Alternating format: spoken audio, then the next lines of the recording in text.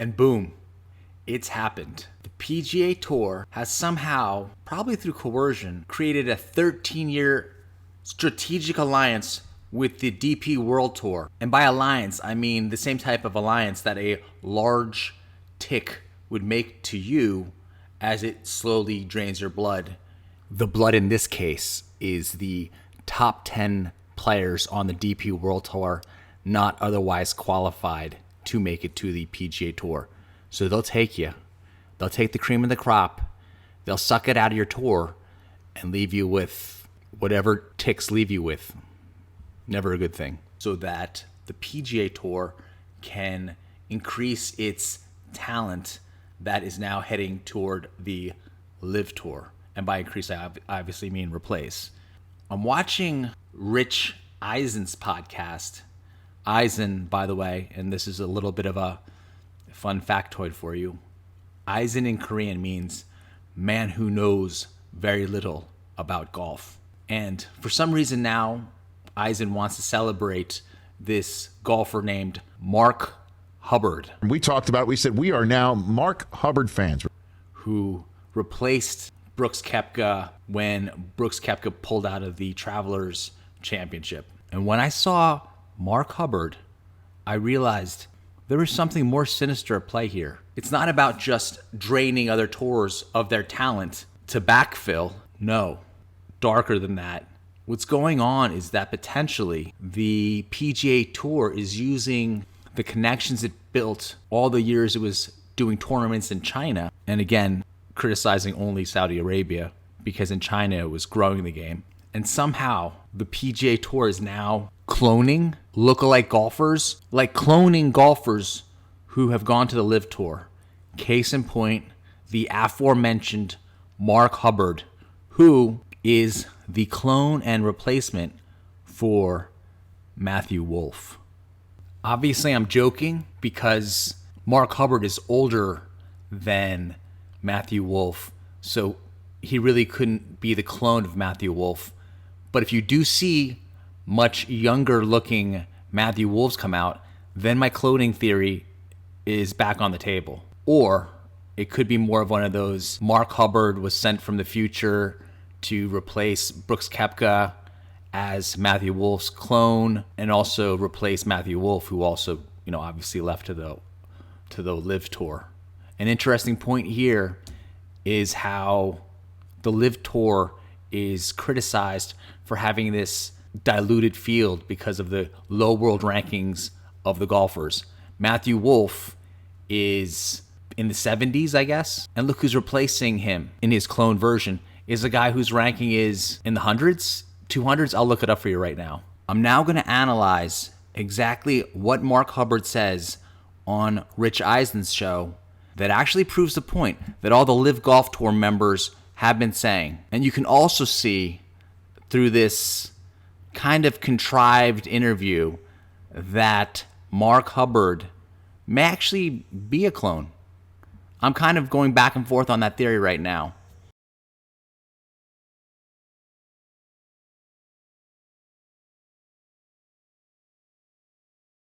We said we are now Mark Hubbard fans. We're rooting for him. And I guess the PGA Tour heard about it and said, you want to talk to him? And we're like, hell yeah. Yeah. The truth is that the PGA Tour forced Rich Eisen to have Mark Hubbard on to make him seem likable, and so that you would root for him and the PGA Tour. But it backfires, and you'll soon see why. Joining us on the Rich Eisen Show on his 8th year on tour is Mark Hubbard. How you doing, Mark?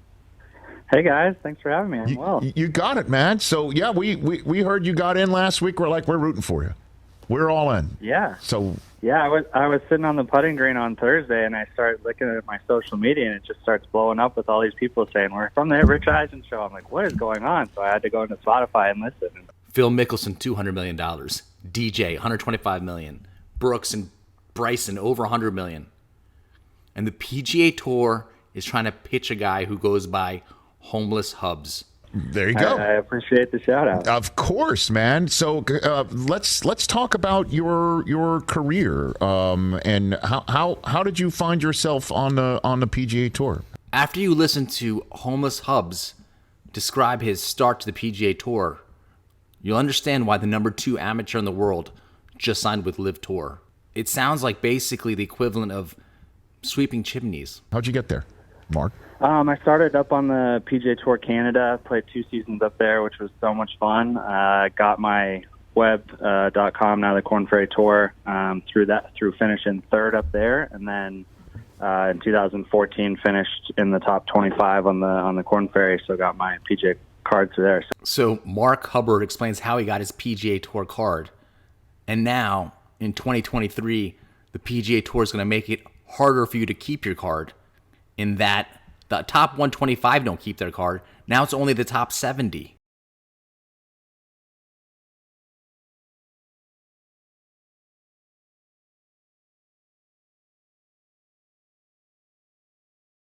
What is that? A little bit, kind of right out of college when I was playing mini tour golf. I was in Arizona, just kind of couch surfing, sleeping on somebody's air mattress. Has anyone ever slept on an air mattress and not had crippling lower back pain the next day? I'll wait. Your lower back is pretty important to have a long career in golf. Floor wherever I landed, and I wasn't paying rent, so they just started calling me homeless. Living on an air mattress, not paying rent, and thereby mooching off your buddies to the point that they call you homeless, basically making a case for the LIV Golf Tour. I'm always a little scruffy around the edges, so it just kind of stuck. Okay, and so then you just... Notice how confused Rich Eisen gets and how his fingers tap on the table when he realizes that this is actually making a case against the PGA Tour, and he has no idea why the PGA Tour forced him to get friendly with Mark Hubbard. And that was available. There wasn't like somebody was squatting on at homeless hubs on Twitter, huh? Actually, I actually had my pro-am group today was like, is your nickname Hobo? Here, Homeless Hubs points out more reasons why guys are going to the LIV Tour. You don't want to play this goofy pro-am round with a bunch of 25 handicaps, and they don't even know your name. They couldn't spend the 5 seconds to look you up.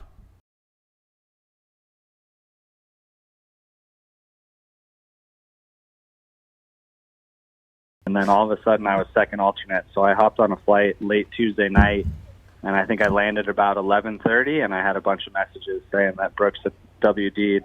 PGA Tour giving Hubbard a really good chance. He arrives late Tuesday night after going to a bachelor party, flies in, arrives late, and still has to play in a pro-am with guys who are let down because they were expecting 4-time major championship winner Brooks Koepka, and instead they get Hobo Guy.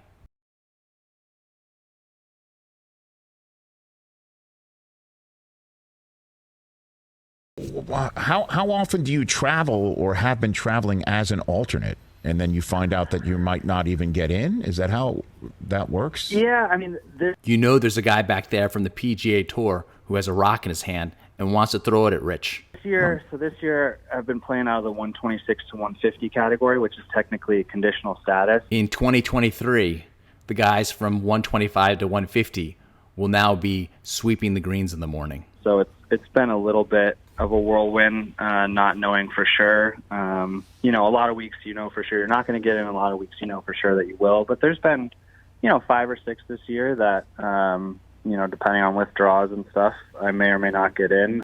So 5 or 6 times this year, Mark Hubbard has had to show up last minute, fingers crossed, after having paid flight expenses, etc., to maybe not even have a tee time. I think I've been actually pretty lucky. I'm going to get 21 starts this year, which is awesome out of that category.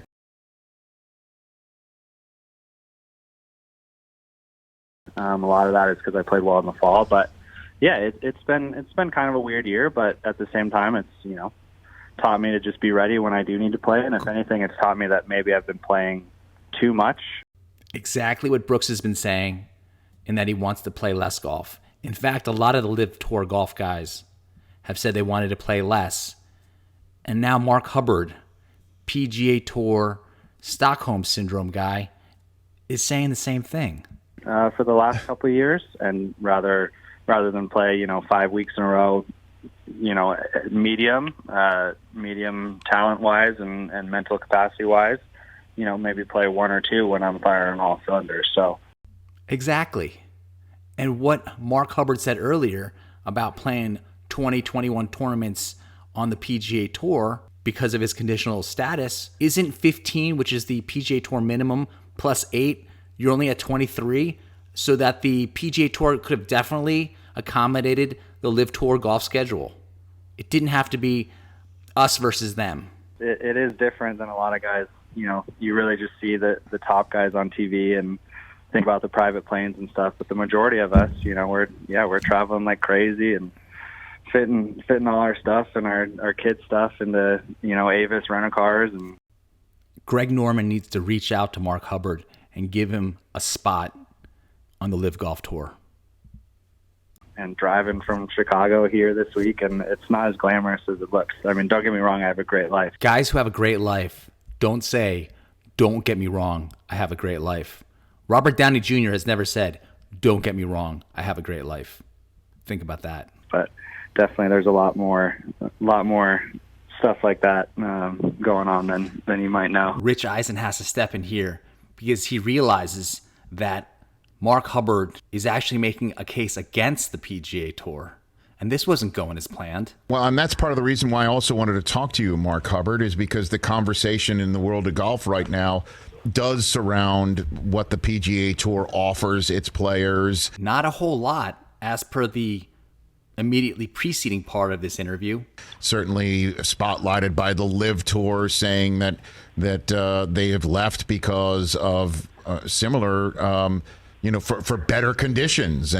And the conditions aren't fantastic, as you both have just pointed out together through your questions and answers. A better work environment, and thanks for the memories, PGA Tour. Where do you stand on this whole subject matter, Mark Hubbard? Yeah, I struggle with some of the guys who left saying that because you still have conditional status on the PGA Tour, and you are subject to their arbitrary and whimsical nature. Like, I've played 30 to 33 events for 8 straight years. Like, they're complaining about the fact that they're playing too much. Those guys are playing 21, 22 events. You know, they're not grinding the way that we are. And Mark Hubbard, you just said that you would play less tournaments if you could. You just said that. And they're getting paid a bunch. And so, to act like, oh, I'm not getting to see my family. I mean, you're a professional golfer and you're only having to play 22, you're only having to work 22 weeks a year. I mean, I know we're grinding on off weeks too, but I've found that sob story a little far-fetched. It's not a sob story. It's just the fact that they have the opportunity to make more money playing less golf tournaments, something that you would like to do. But yeah, I mean, it's an interesting dynamic going on. I think obviously when you're talking about 125 million, it's kind of hard to compare. We can't compete with, a foreign dictatorship's money. But foreign dictatorships' money. Good soundbite. But there's a lot of stuff that the PGA Tour does amazing that I don't think those guys are thinking about. I mean, our retirement is amazing. I think with the $125 million or so, you're pretty set for retirement.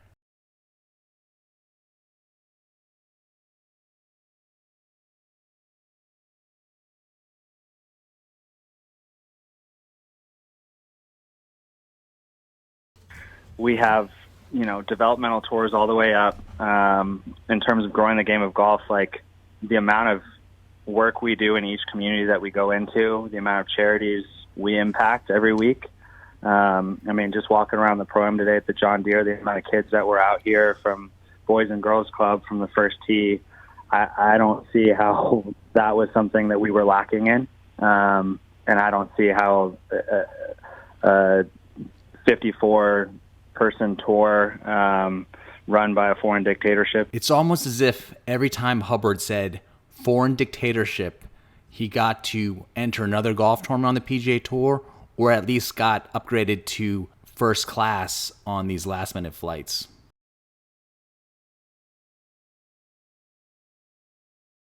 You've got two choices. Either you subscribe to Big Boy Pants Golf, YouTube's hottest golf channel, or you buy crypto from Matt Damon. Your move.